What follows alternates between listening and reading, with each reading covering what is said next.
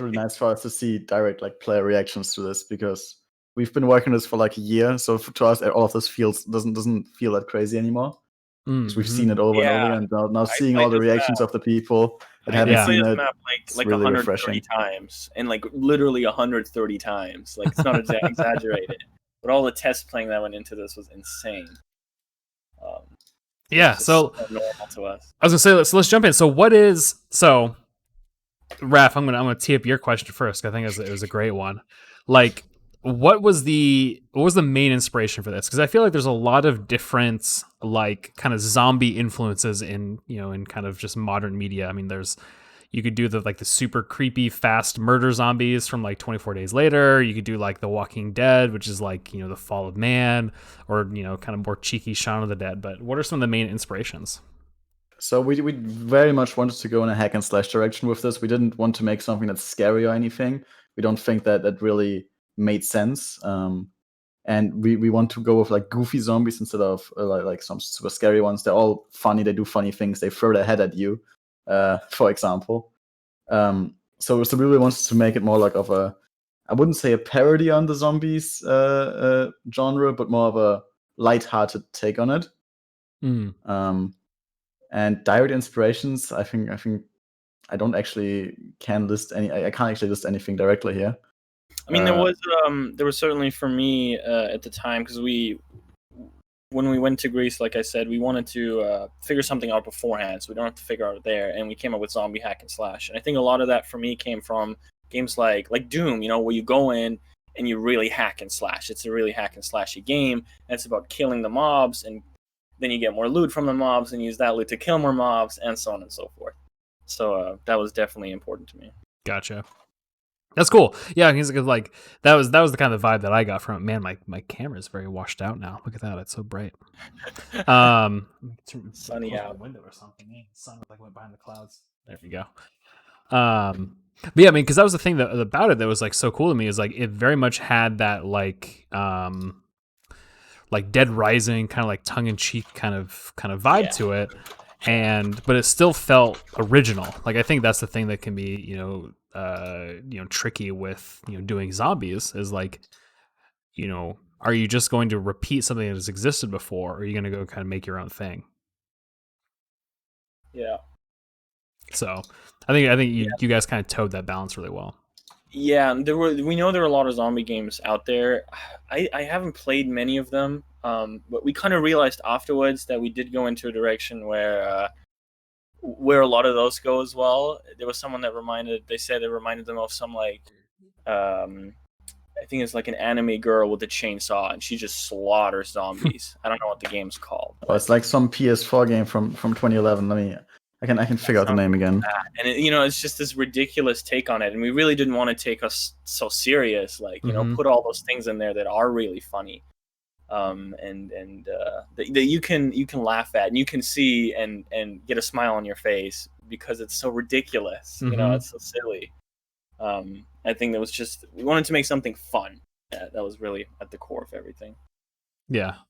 So what are you most proud of in this map? I mean, I think there's so many really cool, cinematic, awesome moments. But what are you specifically most proud of? Raph? I think for me, it's not one specific thing, but all the small details. Like we have 3D weapons that you hold in your hand that are not just an item. We have the system where zombies lose limbs. We have the head throwing. We have all of those tiny details that are really lovely and really make the world feel like so much more. And I love those. Yeah. Yeah, I think it's the polish. That's actually my favorite part in a way, that because we really went in and we wanted to make everything feel really, really special. Whether it's, sound design or the user experience as a whole, game design, level design, all these things, we do have the cool cutscenes and stuff, but really getting down to it and kind of doing it again and refining it and refining it and refining it. And, there's some developers who might have not been very happy working on this for so long over and over, but they love the end result. Yeah. And no, they're happy as well. But you get to the point where we revised so much. It's like, okay, I'm redoing the system for the 5th time.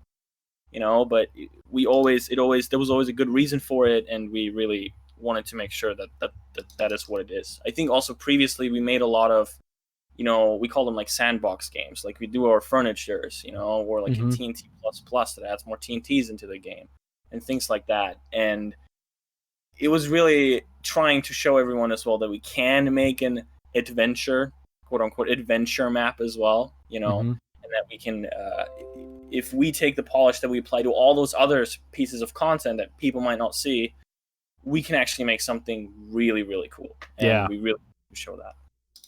So this whole map is just a flex on people then, huh? Is that what I'm hearing? Yeah. Hey, I'm fine with that.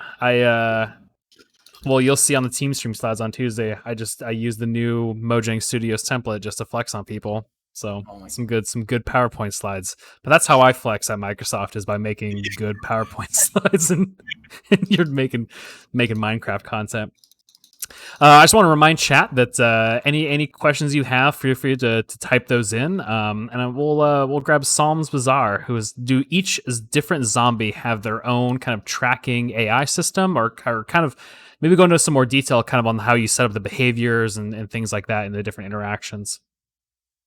So we have a variety of different zombies. I mean, the basic one is the one that you see a lot, and it has a bunch of different texture variants. I keep asking Master Willem how many. I think it's like 20, just for that basic one. We're a little more, and then there's like 15 others that are just in the world as well. Who we call the special ones. In the tutorial, you fight a basic and then a special right after. 20, Master says. And, 20. Damn. And yeah, so those do entirely different things, and we wanted to make sure that when you go out into this world, it really feels like, I don't know, if you go out into the real world, not everyone's the same. Everyone's different. Everyone wears something different. They have a different job, so we style them all differently, and they, from a visual standpoint, they should really stand out. And then when it comes to behaviors, I think we just, we just kind of sat together and we came up with a bunch of cool zombies, and thought, this will be cool if it does this, and then tweaked them along the way, and that's how they came to be. There's not too much more to it. I mean, there's the we call him the fat one.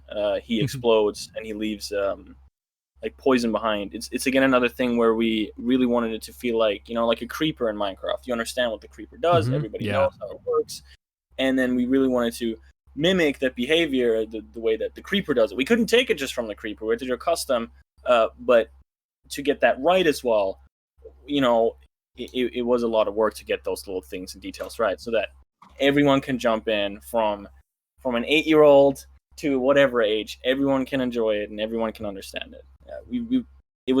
I think that's another thing that was really important to us, that everyone can enjoy this. Yeah. Yanis is saying we should do a group interview. Yanis, if you have answers to these questions, feel free to jump in that Discord link that I just had, and I can drag you into the chat. Yanis will be able to talk a lot about the more the tech stuff. I mean, he did work on models and animations a lot as well, like the truck motorbike. You liked that's some of his work. The mayor cutscenes.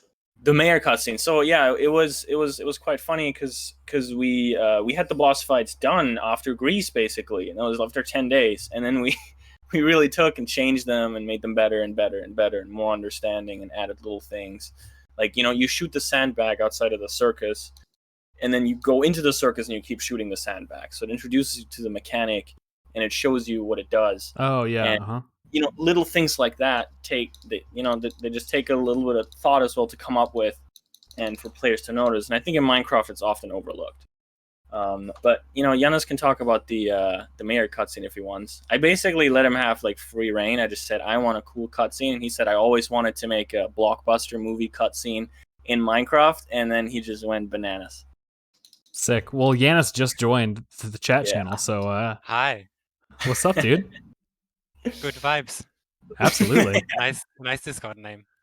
Oh, it's the best name. That's what it's all about. This whole Discord is just all about good vibes. Same thing with the channel. That's right. Yeah. So I can talk a bit about the Maya cutscene. Yeah, go for it. So I think the idea was that the second, like the Maya boss fight in general, was a bit boring compared to the others. So we decided to make the second half a bit more exciting. And I think it was Lucas, who is our main game mechanic for this map. Plagiatus. Plagiatus. I don't know how people want to Yeah. say it. Plag. Just so people know. Yeah, he had like this idea about having a helicopter come into the room and put him on a platform, and then he has to shoot his own chains and stuff. And when I first read that, I thought, my God, that's so ridiculous. We can never do that. And just jokingly wrote, okay, let's That's what just turn. usually happens. You know, I say something stupid, and then everyone says, no, you can't do that. And then Yannis goes, And then maybe I can. Yeah, you've seen it. That's always how our maps are created. So I jokingly said, okay, let's just turn this into a fucking Hollywood movie. Yeah, absolutely. And we kind of went for that, yeah. That's super cool. So Jig has a question that's similar to this, because that the Hollywood movie happened in the Capitol. So are there any paintings, any funny paintings that didn't make the cut to put in the Capitol? As well. There were so I made the paintings, and there were two paintings that I think you didn't see because you didn't look, but they are inside of the mayor's office. Oh, okay. Next to the door, and it's not a replica of like famous paintings, but it's more the mayor in kind of funny poses. Yeah, it's like he's like up himself, So he's like he's got a picture with the helicopter, like he's flying the helicopter, which ends up killing him, But he has a picture of it up on the wall, and I don't know what the other one was. Giannis, it's an election poster, I think. Yeah, something like that. So the one in the helicopter, it's kind of funny because it doesn't really fit there at all. So it sits on the two seats basically. Oh, funny. The other one is basically him standing in front of the exploding nuclear power plant and giving a thumbs up. That's awesome. Yeah. That's pretty good. Yeah, those paintings were awesome. I really like seeing the creativity there for sure.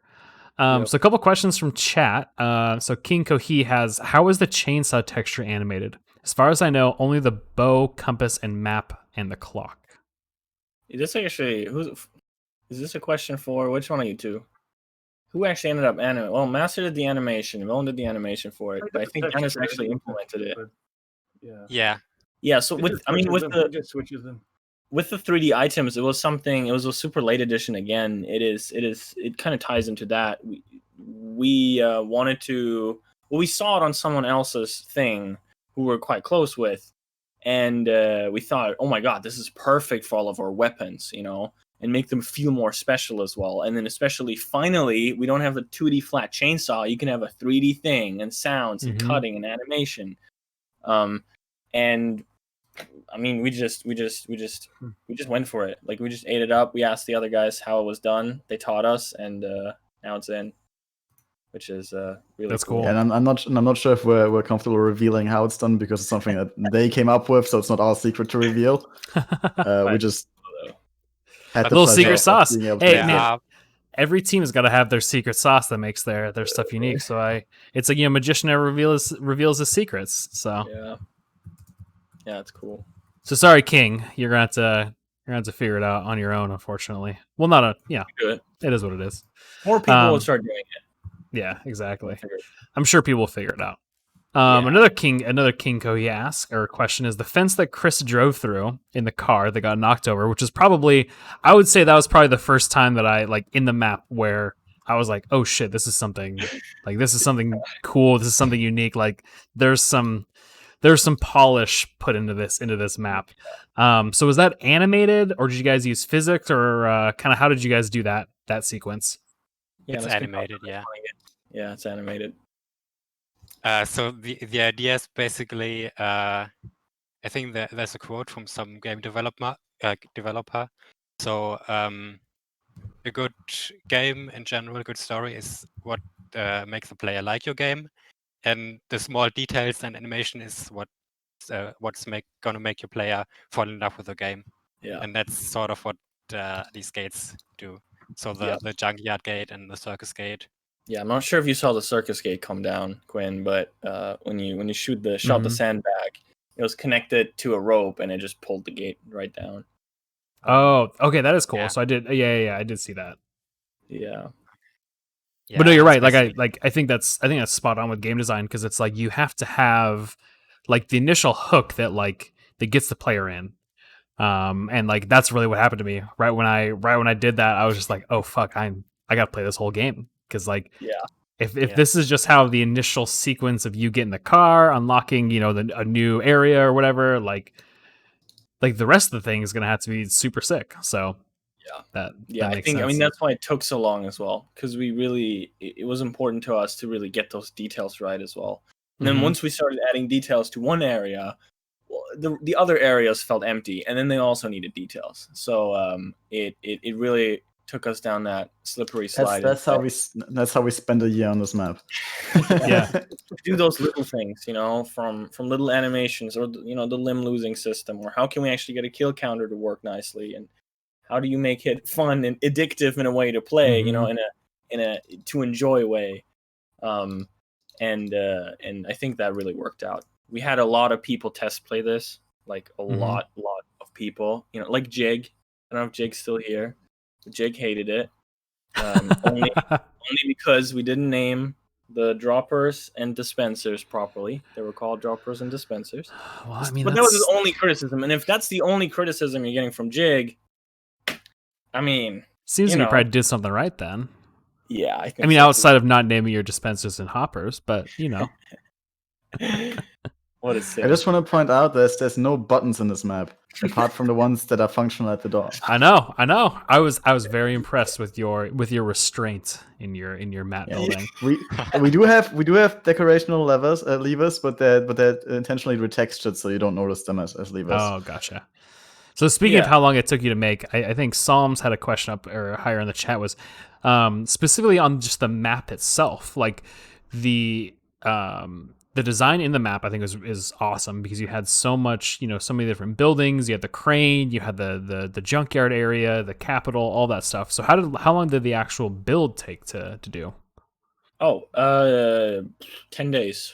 Yeah. The build is one of the things we actually finished in Greece when we wanted to finish the entire map, which we didn't. I mean, to Oh, be cool. honest, the map was sort of finished after Greece. I mean, a few mechanics were missing, but then we just kept on improving it for about a year. That's awesome. Yep. No, it was we had a decently sized team that was working on it as well, and a lot of builders as well. So the map wasn't really a big problem. I mean, we all come from a like build team background, Graf and me, and so building is one of those things we can like relatively easily just get out of the way and make it nice. I think it was interesting because for the first time, a lot of those people had to like really think about level design in a way where they previously hadn't. You can make a pretty build, but how does it play? And we really wanted to put that play at the front of everything. And until today, it's always a struggle with builders, Minecraft builders, to kind of say, yeah, it looks pretty, but it doesn't play nicely. Exactly. And, Yep. So that was something that we actually had nailed down in Greece already. So that was really, really good. And through all of our test plays, I don't know how many test plays we ended up doing. I don't know, like 30 or something with other people that weren't in the team. They all took a certain route, and they took it nicely, and they understood everything. Nothing was confusing, and it just flowed from one to the next. That's and cool. That was really nice. Yeah. So then, so Varang was asking, like, was it a pretty collaborative, like, initial idea, or was it kind of one person had this idea and then everybody's like, oh, that's super sick, and kind of added to it? I think it was so previous to meet up in Greece with the entire team. Florin and I came up with the very basic idea of let's make a hack and slash zombies game, and we intentionally didn't really come up with many details. We decided we're gonna have this outline of what we want, and then we're gonna sit together with the entire team on the first day in Greece and spend the entire day just noting down ideas. And we had we wanted to get a whiteboard. We didn't manage to get a whiteboard, but we still just sat all around a table, and we're basically like, okay, we want to make a zombie hack and slash. What can we add? And then everyone started throwing those crazy ideas into the room, and we had to then make decisions. What do we want to add and what do we not want to add? And we, most of most of the systems that are in here now came from that one day where we sat together, just came up with all of this, and have just been, those systems have been redone and polished since then, but the original ideas are all from the team collaboratively in Greece. I actually, Cool. funny enough, I cleaned out my room yesterday, and I found a piece of paper that I kept from Greece. I found it yesterday. I forgot I had it, and it's basically the initial sheet we have for zombies and the really? ideas of Cool. what we want to put into the map. Yes, I was shocked. I was like, "Whoa, what is this?" And I read through all of it, and it was really fun. That's super cool. Yeah, it was definitely a huge collaborative team effort, and all of us together, and everyone just throwing in random stuff. Mm-hmm. And then it's just a matter of managing all of those things and putting them together. And we threw out a lot of stuff. Like, we made so many things that we just yeet it right out after like months of working on them, and then tried something different because they just wouldn't work. They weren't the right thing that didn't fit the map. Like, I think one of the very easy to explain examples for that is the starter kits. Yes. As you can see in the beginning of the map, you get those starter kits, and Mhm. and you can choose one of those. And very originally, that was a kit that you picked, and you couldn't pick up items that weren't part of that kit. So if you pick the scientist, you would only have test tubes and only have sprayers. And that's something that was a very complex system to make the kit system nice. And it's something we decided to remove because we wanted to have everyone have access to all the weapons and not have to change their kit to play a different style. Yeah. And it was actually a lot of work pulling that kit system out of all the other systems again. And those are like the kind of changes. It took us 2 weeks to delete the kit system out of everything. Damn. and those are the kind of changes that are just impossible to see, or things we just had previously that we removed.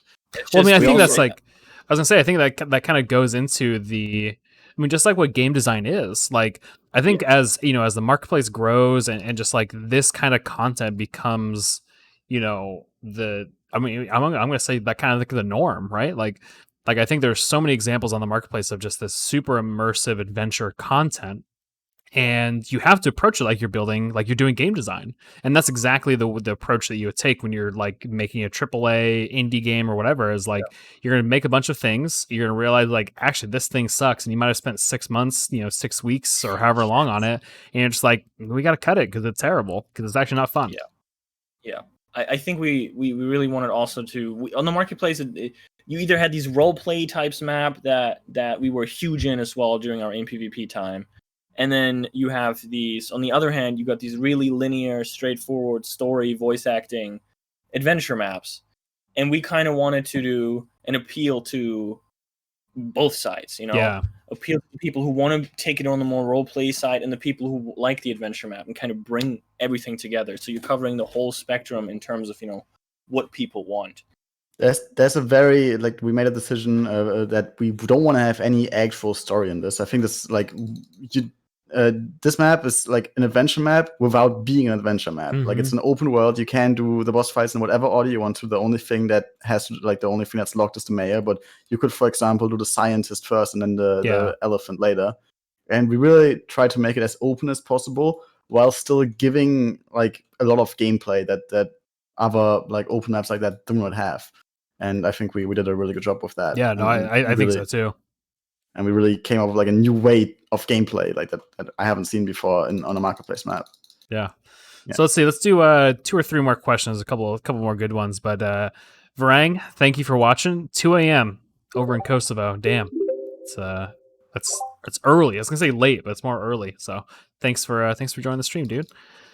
Let's see. So Kinko, he said, so you guys worked on it for a year. How many people contributed to this project, and did you actually expand the team to do this, or was Spark kind of just growing as you were working on it? There were a lot of people. I mean, we had the initial like 12 in Greece, it was, and then over time, over that year span, I think we had the huge success of Furniture Modern just before we did this trip to Greece.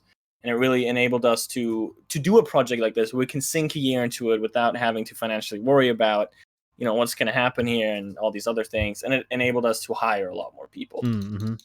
I'm not sure what the final count is in the end. On our website, we have all the names up. Do you remember, Raph? Is it like 25 people? Yeah, that the credit on the website also considers the people that made the branding material, though. Yeah, like, for example, we have the animated trailer.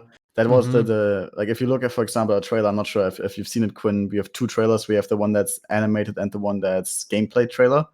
Yeah. The animated I trailer think I might have seen itself just one of them.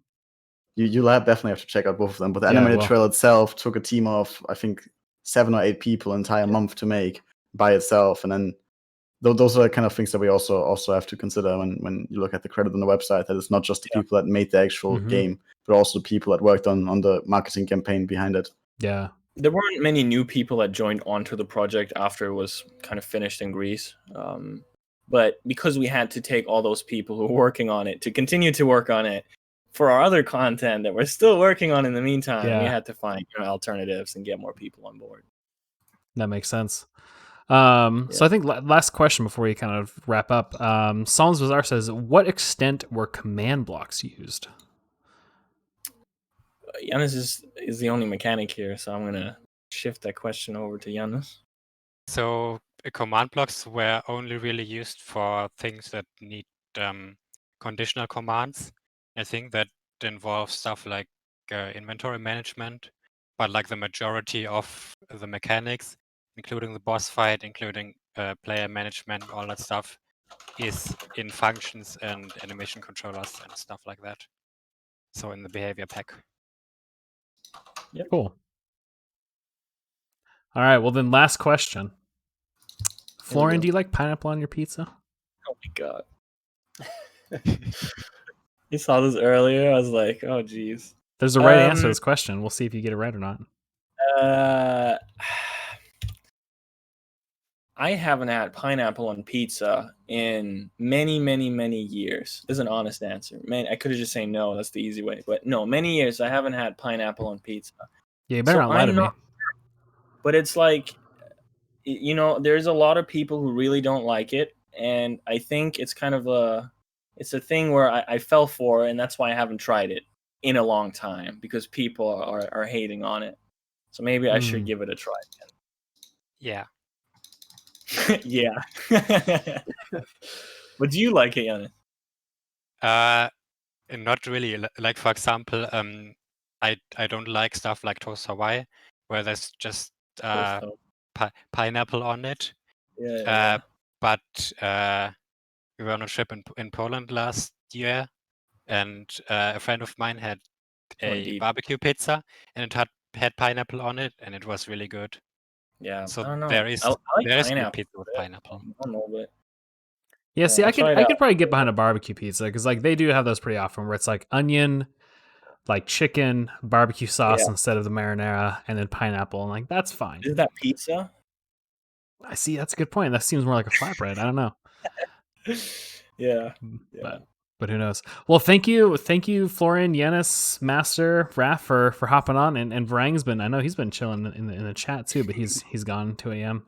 Thank you for hopping on and doing a little interview at the end. It's really cool to kind of get a little inside scoop on kind of how this map was made. So appreciate it. Cool. Thanks for having us. Yeah, was top. Well, keep it up. I cannot wait to see what is next from the old Spark Squared. I'm sure there's gonna be some cool stuff. Oh, you should be excited. Don't worry, we got more coming. Yeah, for sure. Awesome, cool. Perfect. Well, I'm gonna hop out of the Discord and do a little sign off on the stream, and then you all have a fantastic weekend. Perfect. You too. Take right. care. Yeah. See ya. Awesome. Well, chat, thank you very much for sticking around. This is probably one of my favorite things to do, are these interviews. They're a lot of fun to hear from other people and learn more about the map creation process and all that stuff. And